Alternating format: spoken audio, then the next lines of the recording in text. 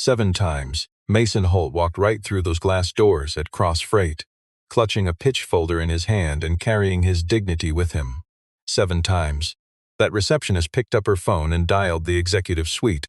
7 times the answer dropped back down, "No thanks," but he never argued. He grabbed his folder, drove home, cooked for his 6-year-old daughter, and slept incredibly well. Then came day 8. This time, Mason wasn't the one knocking on any doors. This time, Evelyn Cross stood at his wooden fence, looking completely pale, clinging to a $12 million logistics contract facing total collapse. You and I must ask, how did a man rejected 7 times become her savior? Just keep listening to find out. It was Friday afternoon in the type of community where people still repaired broken things instead of just buying new ones. The big oak tree on Mason's front lawn featured a heavy branch cracked since springtime. He hadn't bothered calling a tree service because he fully intended to handle the repair work himself. He sat quietly on the front porch steps holding a roll of reflective tape and a tiny purple backpack, carefully adding some safety strips to the shoulder straps before Bonnie started her first week of school. His little daughter sat right beside him, holding her stuffed rabbit. She squeezed a gray lop-eared bunny named Turnip tightly against her chest, though she forgot why she even picked that name. She watched her dad work with the intense focus of someone who truly admired quiet competence. The street stayed completely quiet, except for the fading sound of a faraway lawnmower and an occasional metallic ping echoing from the auto repair shop 2 blocks away. Mason smoothed out that final piece of tape, holding the purple backpack up to the late afternoon sun to double-check his angles. Right then, a sleek black Mercedes smoothly pulled up to their curb. It parked with the silent perfection of a luxury vehicle driven by a person completely used to making grand entrances. And the wealthy woman who stepped out looked identical to her glossy portrait printed in Midwest Business Quarterly just last April. A charcoal blazer, dark slacks, and hair tied tightly back at the nape of her neck. Evelyn Cross, the powerful chief executive officer of Cross Freight Solutions, the 3rd largest regional logistics and freight company across the Midwest. Her name constantly showed up in industry magazines next to words like relentless, exacting, and completely formidable. She embodied every single one of those traits, standing right there on Mason Holt's cracked front sidewalk. But she also looked, beneath that tough exterior, like a frantic executive who hadn't slept in 2 full days. Bonnie just stared at this stranger with the same quiet intensity she used for any puzzle she couldn't immediately figure out. Then she leaned close to her dad and mentioned, speaking in a tone that wasn't exactly a quiet whisper, that this lady looked exactly like her teacher did the morning she lost every single kid's spelling test. Mason didn't crack a smile. He just stood up slowly, dropped the backpack on the porch step, and waited. Evelyn Cross walked directly to his wooden fence and stopped. She'd been practicing her big pitch for the entire 40-minute drive over from the downtown corporate office. But somewhere near the highway interchange, every single version of that corporate speech completely fell apart. Here is where you and I see the shift. She was left with the raw truth of why she came, something she hated admitting aloud. She locked eyes with the rejected man, quietly standing on the other side of his fence. Faded work shirt, worn leather boots, and a roll of reflective tape dangling from one hand. And she understood, realizing too late that his quiet success was the ultimate response. I realized she had never actually looked at me before. Not really. Not once across all 7 of our meetings, letters, and phone calls. She pleaded for my fleet, all 11 trucks, starting first thing Monday. I held her desperate gaze for 3 full seconds. Long enough to let the heavy weight of 7 rejections sit between us without any drama. Then I just unlatched the gate. I told her to step inside, said I'd brew some coffee, and let her explain exactly what was collapsing. To really grasp what Evelyn Cross was begging for. You and I need to look back at the beginning, not the crisis. Back to the very first time I stood right there in the Cross Freight Solutions lobby and believed, reasonably, that my application paperwork was in order. That was 18 months before this Friday afternoon on my front porch. I had just registered the 9th rig to my fleet, bringing Holt Logistics to the point where my trucking startup was legally ready for commercial contracts. I prepped the application myself, double-checked every single certification, and submitted it through the proper channels. The rejection hit within a week, lazily handwritten in the notes field. Fleet size does not meet Cross Freight's minimum threshold. I called to ask what their minimum threshold actually was. The rep who answered the phone couldn't give me an answer. There was no published threshold anywhere on their corporate site or in the official contractor documentation. I didn't argue. I just filed that note in a small spiral notebook kept inside my truck cab. Then I quietly started prepping application number 2, 14 months before Friday. I resubmitted everything with a full commercial insurance certificate, a spotless driving record for every operator on my roster, plus fully updated safety compliance forms. My second rejection cited a lack of cold chain transport experience. Holt Logistics didn't specialize in refrigerated freight yet, but much more importantly, neither did the primary shipping contracts Cross Freight handled at the time. Giselle Park, Evelyn's own executive assistant, would later admit pulling my rejection letter from the outbox and hesitating over it, trying to find the logic before deciding it wasn't her place to ask questions. 11 months out, I quietly completed a cold chain operations certification and had temperature monitoring gear installed across my entire trucking fleet. That third rejection blamed my supposedly insufficient commercial credit history. 9 months out, I walked in with 3 years of financials and 2 signed commercial contracts from regional shippers. Evelyn Cross actually met with me face-to-face that afternoon, 5 minutes inside the small glass conference room off the second-floor lobby. She coldly scanned my file. Then she looked at me, my frayed collar, rough working hands, and boots that had clearly been patched up at least once. She promised she would review the logistics application and let me know. 1 week later, the email dropped. After careful consideration, the answer was no, with absolutely no reason listed anywhere in the message body. Stick with me here.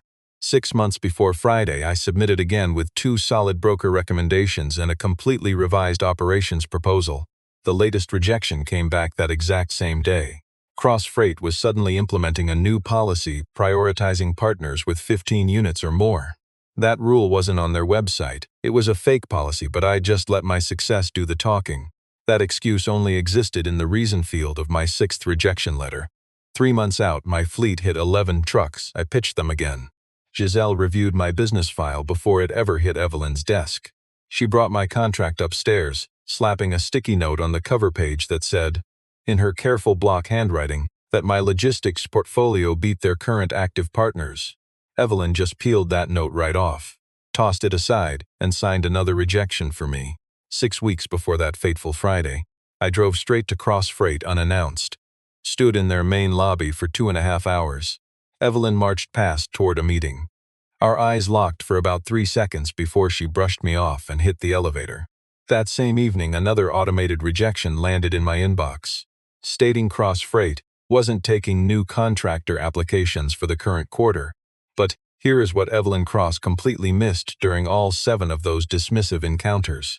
My actual professional history. You and I are about to see my playbook. I had already spent 12 years grinding at Meridian Logistics before I ever bought my very first truck. I started as a route analyst fresh out of the University of Iowa, grinding my way right up through operations management. By my mid-30s, I was running the show as director of operations for the whole Midwest division. I oversaw a trucking fleet of 430 vehicles across 9 states. I negotiated supply chain contracts worth hundreds of millions of dollars and engineered the exact routing, architecture giving Meridian a massive competitive advantage that none of our regional rivals could touch for nearly an entire decade. I knew the freight transportation industry from the inside out, from daily manifests to high-level board meetings, and I walked away from it entirely voluntarily. I left because my wife passed away and my little girl was only 3 years old. She needed to grow up with a real backyard, near a grandmother who still remembered her mother's face. Claire grew up in Millhaven. All her family was still right there. So I moved into that quiet house with the cracked oak branch and rusty chain-link fence, bought my first rig with the very last of my severance check, and I started over in the smallest, quietest way I knew how. My good friend Isaac Rhodes had known me since college. Isaac ran a truck stop diner 12 miles east of town. He watched me slowly rebuild my life, one transport vehicle at a time. He never mentioned Meridian to anyone unless I brought it up first. Isaac totally understood what I traded away and why. He respected my choice completely, never making it a weird subject of sentiment or sad mourning. That was one of the biggest reasons I kept coming back there. He kept the black coffee hot and that corner booth open. Whenever I rolled in after a grueling night run, looking like I desperately needed to think out loud, Isaac just poured my mug, listened closely, and kept his opinions to himself unless I asked. That little house on Crestfield Lane was the perfect size for a father and daughter, learning to navigate each other's daily routines. I kept it incredibly neat, applying the disciplined minimalism of a guy who once managed 400 vehicle logistics networks. I fully understood that chaos compounds if you ignore it. I fixed things around there myself, the back fence latch, our leaky kitchen faucet, even that massive cracked oak branch that finally crashed down in July, which I chopped and stacked into firewood myself. Success is built quietly, right? My little girl, Bonnie, couldn't remember her mother's voice, but she kept old photos lined up on our living room bookshelf, along with a small cedar box her grandparents gave her. Inside that box sat a delicate pressed flower, a little handwritten note, and a picture of my late wife Claire around Bonnie's exact age looking. Everyone who ever saw the two of them noticed the completely striking resemblance. Bonnie also adopted my exact expression whenever I stared at Claire's picture on our kitchen wall. A very heavy stillness, not exactly grief. More like the lingering ghost of a bright light that used to fill our whole house, and whose complete absence you only really felt when the shadows shifted during certain hours of the day. She also had Turnip, the dog Claire ordered from a catalog 2 weeks before the fatal crash. My daughter had no idea what I did for a living before Millhaven. She only saw me skim business contracts incredibly fast, toss them on the table, and calmly tell her everything was fine. One afternoon she actually asked me if fine meant something good or bad. I told her it just meant I was planning, and that building a strategy is completely different from worrying. A very important distinction I told her to always remember. What I had actually been calculating for 6 solid months. The true reason I kept pitching my fleet to Cross Freight, despite getting rejected constantly, was a massive upcoming contract that hadn't even been signed when I first stepped through their glass doors.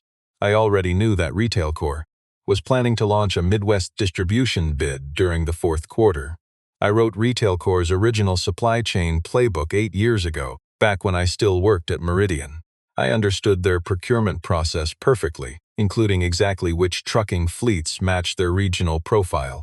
And I knew exactly why Cross Freight was absolutely guaranteed to win that contract. But I also knew this.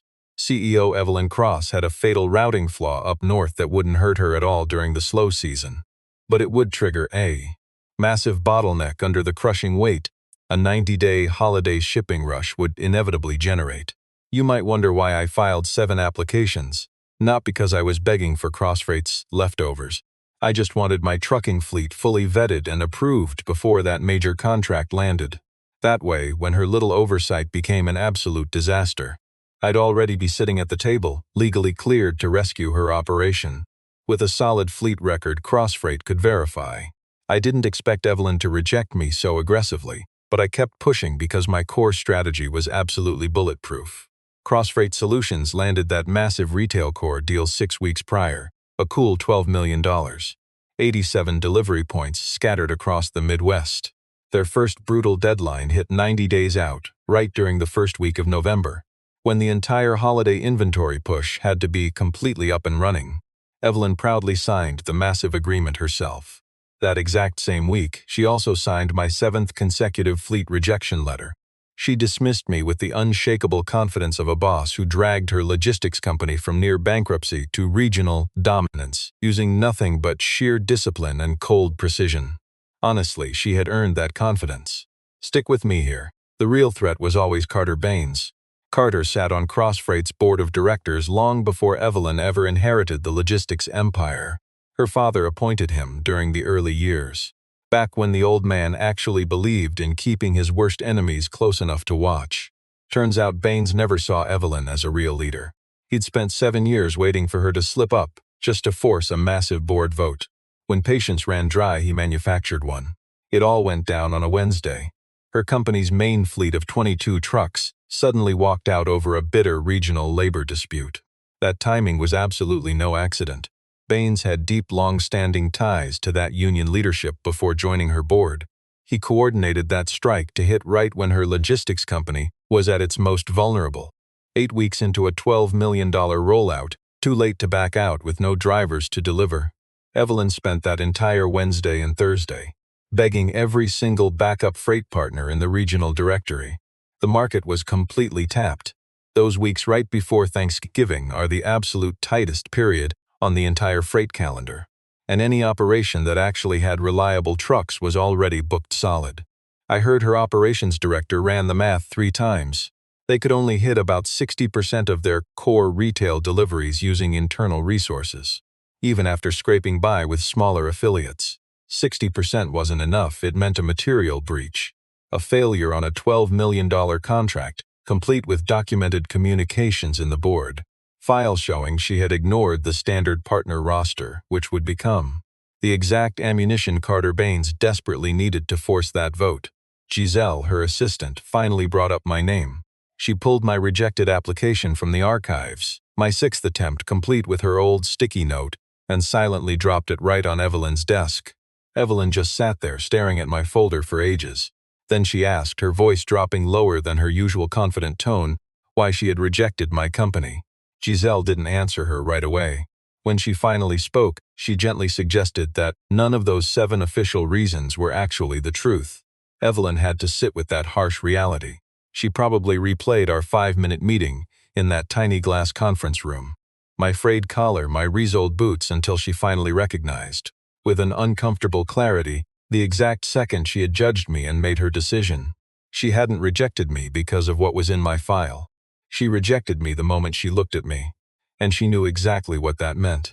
She'd spent her whole career fighting the assumption that her own business skills could be judged by her appearance. Yet she turned right around and did the exact same thing to me across that conference table, ignoring my spotless fleet record and 7 long years of grinding that she never even bothered asking about. Of course, she didn't say a word of this out loud. She just shut my folder, told Giselle to pull my home address, and grabbed her car keys. My kitchen was small but perfectly spotless, the way a space gets when a single dad handles everything with careful attention. There was a small dish rack on the counter holding just 2 plates and my daughter's cereal bowl. My kid's crayon drawing was stuck to the fridge with a cheap magnet shaped like the state of Iowa.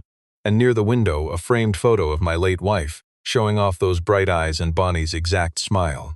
Evelyn sat right at my kitchen table, while I poured us coffee, setting down 2 mugs to review the desperate summary documents she brought me. I read it quickly, not scanning, just actually reading. I moved through those footnotes with the focused efficiency of a man who knows exactly what to spot in a freight contract. She noticed it and said nothing. I asked what completion percentage she actually needed to avoid a material breach. She told me 85%. I told her, 11 trucks on a rotating 3-shift schedule covers 90% if you give me autonomous routing authority. She wanted her own cross-freight personnel riding inside each vehicle for oversight. I said no, the real-time GPS access on my system provides more transparency than a supervisor in the passenger seat. Plus, the extra weight would just slow down our delivery schedule. You know the quiet power of being right. I wasn't rude, just correct. We both knew it. She asked me where I learned to handle logistics. I told her the University of Iowa, studying industrial engineering and business combined, and 12 solid years of operational practice. She asked where I had actually practiced. I looked at her for a moment before answering, not hesitating, just giving her question the weight it deserved. I simply told her Meridian Logistics. That name hit the room heavy. You and I both know how a single fact can reorganize all the gravity around it. Her company, Cross Freight Solutions, once applied as a regional subcontractor for Meridian. That had been exactly 7 years ago, right before Evelyn finished stabilizing the whole operation after her father passed away. Meridian had firmly declined their application. The rejection cited her insufficient fleet size. I could tell Evelyn clearly remembered that letter. She probably read it a dozen times, tasting that exact humiliation of being told her trucking business was simply not good enough yet. She quietly asked me what my title had been. I told her, Director of Operations, Midwest Division. She slowly set her coffee mug down on the table. My daughter Bonnie looked up from her drawing, casually announcing that her dad used to be a really big boss. But that being a big boss meant I was away from home too much, and then she just went back to drawing. I watched my daughter. I felt zero embarrassment, and I offered absolutely no apologies. Evelyn said she wanted to apologize for those 7 past rejections. I calmly told her she didn't need to do that. She was completely within her rights to decline any fleet application, for whatever reason. I told her my only concern was whether she could actually commit to a genuine partnership this time around. Not just a desperate crisis transaction, but a functional, professional relationship built entirely on accurate information. I told her I just needed the night to think it over. She silently gathered her documents, stood up, and scanned my kitchen one last time before heading out. She stared at the photograph on my wall much longer than she actually intended to. Outside, I watched her sit in her car for a solid minute, engine off, before she finally turned the key.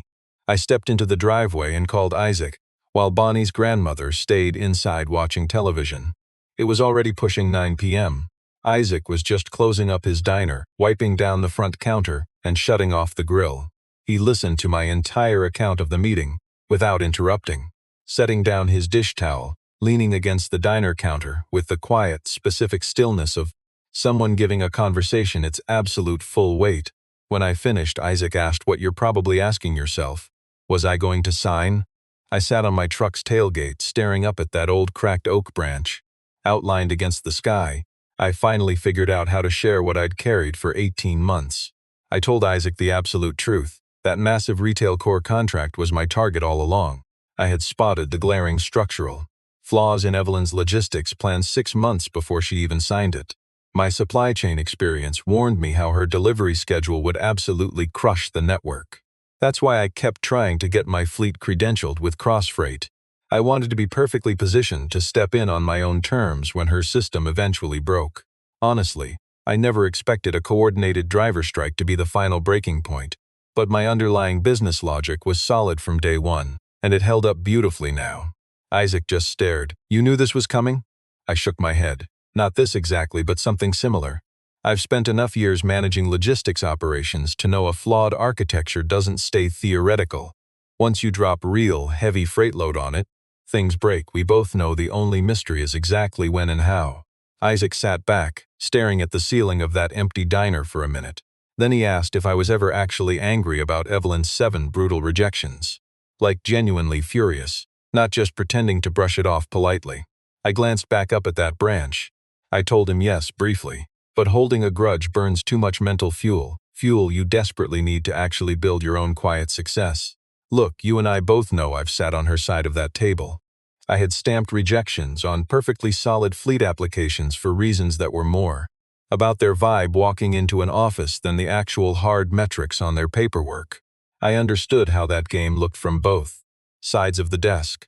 I absolutely refused to waste energy being bitter about a ruthless business decision I had made myself. So I decided to sign, but on my own terms, not Evelyn's. I walked inside and sat down at the cramped little desk in my living room, and I drafted 3 pages of supplemental conditions, written in longhand, just like my old operational addenda back at Meridian when I needed to really process every single clause without a glowing screen distracting me. The main demands: complete autonomous routing control over every single assigned freight run, weekly payouts for completed shipping deliveries instead of waiting 30 days, plus a formal clause requiring Cross Freight to fully evaluate my fleet company for a long-term partnership deal with equal standing if our success rate cleared 85%. I didn't beg for guarantees. Real success just demands an honest, objective evaluation. I checked on my daughter Bonnie before I went to bed.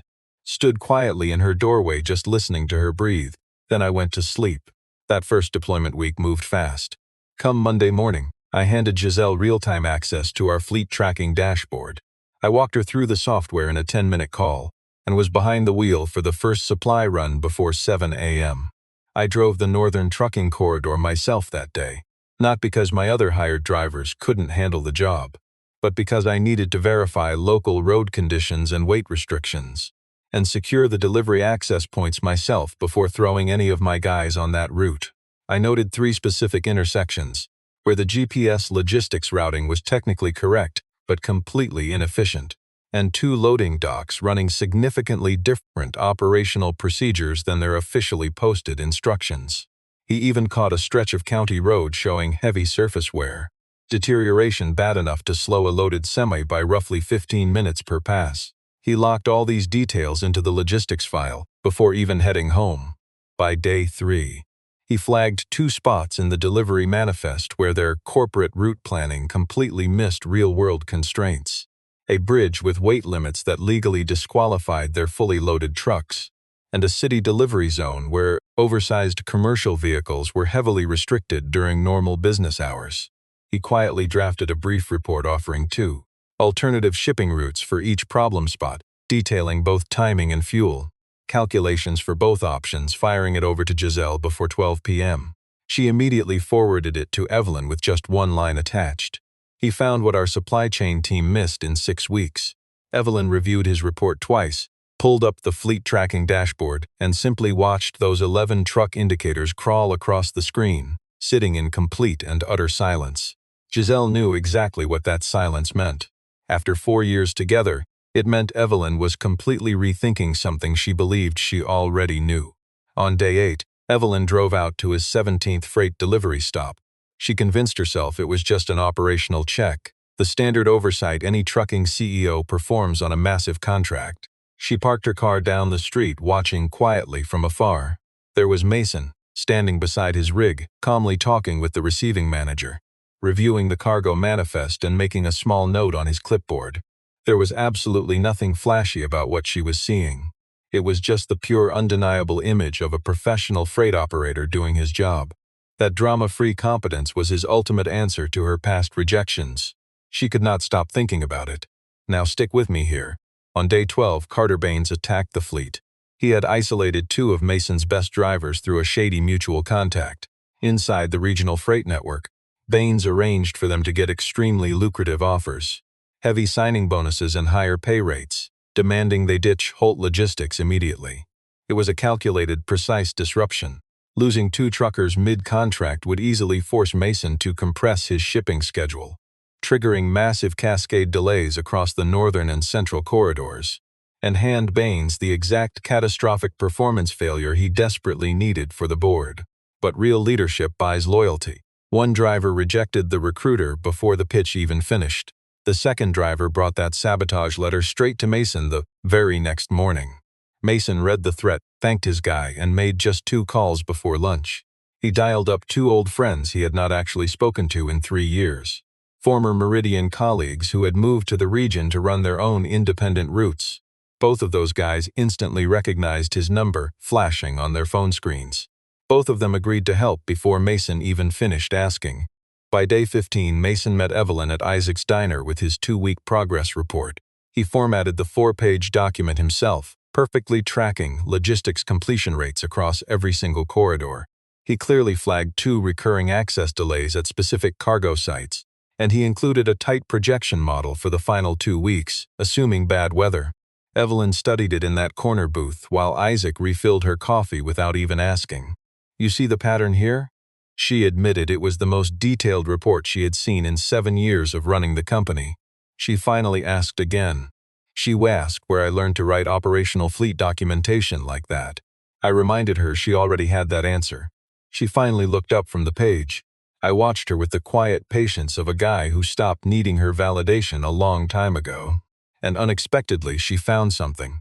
She couldn't hold my gaze without squirming. The exact discomfort of someone realizing they've been dead wrong about me for years. On the 29th day, her assistant Giselle called Evelyn during a drive. Carter Baines just filed for an emergency corporate board session. His formal complaint alleged that Evelyn had wrongly contracted core fleet operations on a flagship deployment to some unvetted outsider, a clear violation of their shipping company's partnership governance clause. Baines had quietly slipped that clause through 18 months ago, writing it broadly enough to trap her exactly like this. The urgent board session was scheduled for day 32, the exact same day as our first major retail delivery deadline. That wasn't a coincidence. His logic was brutally straightforward. You and I both know the trap. If my fleet hit the deadline, he'd claim a governance violation. If my trucks missed the deadline, the failure would speak for itself. Either way, he had built a perfect path to fire her. Evelyn sat in a gas station lot, reading the email from her legal team, finally feeling the weight of it. For the first time in her career, she was genuinely unsure what to do next. I called her at 11 that night. I already knew about the board meeting. I'd known since the day my driver brought me Baines' dirty recruitment offer letter, and I spent 2 solid weeks deciding if and when to bring it up. I told her straight up I had an audio of Carter, his right-hand man begging my driver to abandon our freight contract mid-run. A fully documented direct act of sabotage against our active supply chain operation. I could make the proof available to her tonight. Evelyn asked why I waited.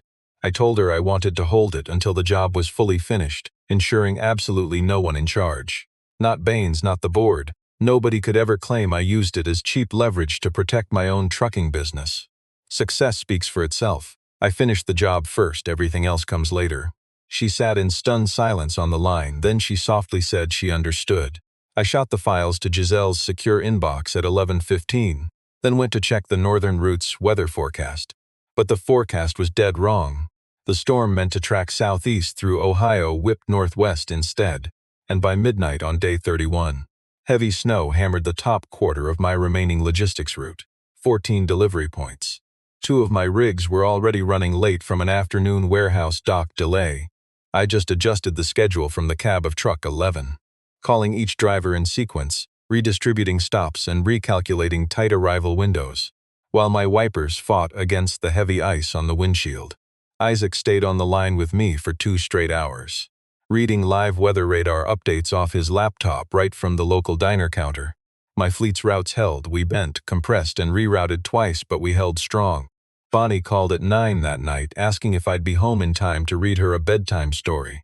Stick with me. I checked the odometer and the route ahead. I watched the weather move steadily east, leaving my final 4 stops behind. I told Bonnie to keep her stuffed animal awake for me. We dropped that final retail core delivery at 11:47 p.m. on day 31, just 13 minutes before the midnight deadline of our fleet contract. Our completion rate across the entire phase hit 93.2%, 8 points above breach, 4 points higher than what Evelyn demanded when she showed up at my fence that Friday afternoon. I sat alone in that empty delivery site parking lot for a few quiet minutes before finally starting the long drive home. I dialed Giselle, handed over our final logistics numbers, and told her to pass them to Evelyn. Giselle told me Evelyn was waiting. Well, now she knows, I said, and hung up. I pulled into my driveway at 1 in the morning. Bonnie was fast asleep, Turnip tucked under her arm with her small bedside lamp still burning. She must have been reading to herself right up until she simply could not stay awake. I flicked the lamp off, watched her from the doorway for a second, then walked out to the kitchen and collapsed at my desk. By 10 in the morning on day 32, Evelyn Cross strode into her trucking company boardroom and claimed her usual seat at the head of the table. Carter Baines had set the room up to feel like a proceeding, printed documents at every chair, plus a projector displaying a giant slide screaming governance and accountability across the top. He launched his pitch with the pure arrogance of a guy who spent 3 years setting a trap and was finally watching his target step inside. Evelyn quietly let him finish. Then she stood up. First, my fleet delivery data from the Retail Core Phase 1 deployment. 93.2%. No breach. That $12 million logistics contract completely secure. Second, my audio recording and the written brief offer. A perfect paper trail proving beyond any doubt that a board member intentionally tried to sabotage an active freight contract just for his own greedy gain. Third, she handed out my actual full professional biography. Not the basic driver summary she kept filed for 18 months, but my real corporate history. The degrees, my 12 years running Meridian Logistics, the title, the power. The solid fact that Crossfreight once begged to be a subcontractor in my division, and I rejected them. She said my full name, loud and clear to a room of executives who just spent 30 minutes calling me a massive liability, and she dropped it without a single apology or excuse. The vote meant to strip her of CEO power suddenly turned into the exact vote that suspended Carter Baines immediately, pending a massive investigation into his behavior. She took the room 7-2. Giselle caught her out in the hallway afterward, quietly asking when exactly I sent over that audio recording. Evelyn told her the previous night. Giselle pointed out I could have sent it 2 weeks earlier, just to safely shield my own trucking contract. Evelyn nodded slowly. She knew I held it back, and that was exactly why she trusted it. She drove straight to my house that afternoon, without even calling. Bonnie was hanging in the front yard, sitting cross-legged on the grass, threading tiny beads onto an elastic cord, with the absolute focus of someone handling highly important manufacturing work. Turnip was propped up by the fence post, acting as site supervisor. and I was just on the porch, holding my coffee, keeping that exact same quiet stillness I always do. You ever feel that quiet calm of a man who decided long ago what actually mattered, organizing my whole life exactly around that? Evelyn walked right through my gate and sat on the steps beside me without a single word. She placed a heavy folder on the step between us. I stared at it, then right at her. She called it a long-term partnership proposal, with completely equal terms, built around a 12-month renewable deal, giving me first refusal on all Midwest routes. Any freight contracts over a certain volume. I finally picked it up, read through every page, taking my time. Then I hit page 3, where my own old handwritten list of demands, typed out perfectly in print, were fully baked into the contract. I glanced up. She claimed she found my original draft buried in her archives. I told her she found most of it. I wrote that initial draft 18 months ago. She stared at me for a minute, exactly how someone looks when they are forced to recalculate the entire time of everything you have ever shared. Then, for the absolute first time since I ever saw her face on anything, that old magazine cover, the corporate conference room, right by my front yard fence, she finally smiled. Not that composed, icy CEO glare I always saw her deploy, something way smaller, much more honest. The exact kind of smile that meant she had finally realized the truth, stopping the act of pretending she knew it all along. My daughter Bonnie held up the little bracelet she was making, loudly announcing that it was totally done, asking if the fancy lady was staying for dinner because her dad was cooking spaghetti, and my spaghetti was genuinely pretty great. Look, 3 months later, my trucking company ran 16 rigs. My logistics fleet grew, not because I desperately chased expansion, but because 2 drivers I previously brought on during that brutal retail crunch begged to stay permanently, so I obliged. I hired 2 more guys to handle the massive volume from Evelyn's freight partnership deal. I still drove 1 shift myself every single week, not because it was required. Honestly, it had not been required since I bought my 3rd truck, but because I firmly believed, with the stubbornness of a guy who learned his lessons expensively. You and I both know the boss needs to feel what the job actually takes from the inside. I knew those back roads. I knew exactly where the way stations sat, where the blacktop buckled in freezing weather, and which shipping docks crawled on a Tuesday afternoon. That deep knowledge lived in my calloused hands just as much as my files, and I was never interested in trading it away for the cozy schedule of some suit-checking dashboards. Evelyn completely restructured her corporate freight board in January, right after closing the messy investigation into Carter Baines and his conduct. Among the new faces on her executive strategic advisory panel was me, Mason Holt. She did not ask me to join as a charity favor or some partnership contract extension. She practically begged because I was the only guy whose blunt advice she trusted to arrive without some hidden agenda she could not control. See, I made a habit of telling that CEO thing she hated hearing. Presented flat out, no sugarcoating, and she finally had to admit that. We both know that brutal honesty was the rarest asset in any boardroom she ever ran. Picture this. On the first Monday in February, my girl Bonnie went to school wearing a beaded bracelet. Blue, green, and yellow. We strung it together the afternoon Evelyn finally brought over that long-term contract. Bonnie told her best buddy at recess that a friend of mine had actually helped her put it together. When her friend asked what this nice lady's name was, Bonnie just smiled and said Evelyn. The kid asked what Evelyn did. Bonnie wasn't exactly sure, just that she worked with trucks like me. You and I know there are things no paperwork captures, no matter how perfectly you format it.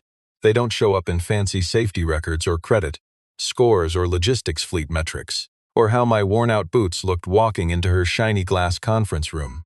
You see it in how a guy responds when his hauling route breaks down during a midnight snowstorm, or how many times I kept knocking on her closed door, knowing my fleet was reliable and my work spoke for itself. Evelyn Cross had spent 18 long months judging my business by the cover without seeing the operation underneath. I knew my fleet's value from day one. I just kept driving, waiting for her to see the undeniable results. Eventually, she did. It took 7 rejections and her own supply chain collapsing for her to finally wake up, and the guy she kept turning away. I was still sitting right at that table, because I never walked away. I just took the long route, growing my freight business and delivering perfectly, keeping the lane open, because we both know success always gets the final word.